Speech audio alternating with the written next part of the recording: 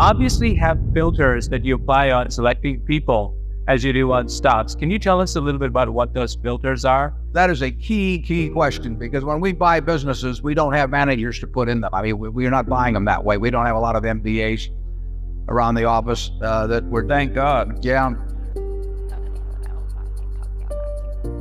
You know, I have not promised that they're going to have all kinds of opportunities. So as a practical matter, we need management with the businesses that we buy. And 3 times out of 4 or thereabouts, the manager is the owner and is receiving tens of millions, maybe hundreds of millions of dollars. So they don't have to work. And we have to decide in that time when we meet them whether they love the business or love money. And we're not making a moral judgment. Charlie may, but I'm not making a moral judgment about whether it's better to love the business or love money, but it's very important for me to know which of the two is the primary motivator with them. And we have had extremely good luck in identifying people who love their business. And all we have to do is avoid anything that, on our part, that diminishes that love of the business or makes other conditions so intolerable that they overcome that love of the business. And we have a number of people working for us that have no financial need to work at all.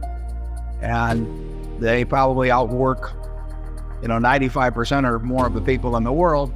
And they do it because they love smacking the ball. And we virtually had no mistakes in that respect. And we have identified a number of people, Charlie and I have, in terms of proposals to us, where we felt that they liked the money better than the business. They were kind of tired of the business, and they might promise us that they would continue on and they would do it in good faith, but something would happen 6 months later, a year later, and they'd say to themselves, why am I doing this, for Berkshire Hathaway when I could be doing whatever else they want to do?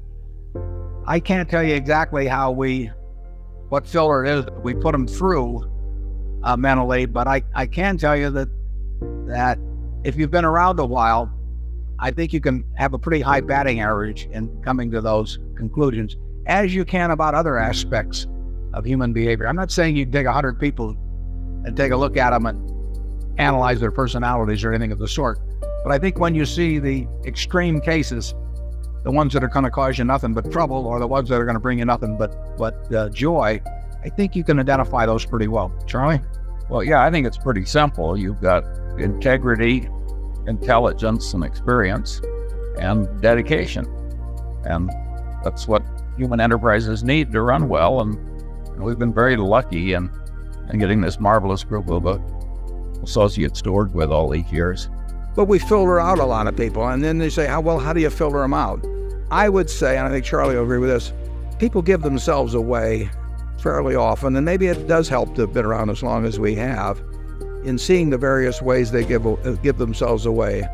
When somebody comes to me with a business, and I probably shouldn't tell this publicly because they'll probably tailor their approach subsequently, but when they come, just the very things they talk about, what they regard as important and not important, there are a lot of clues that come as to subsequent behavior.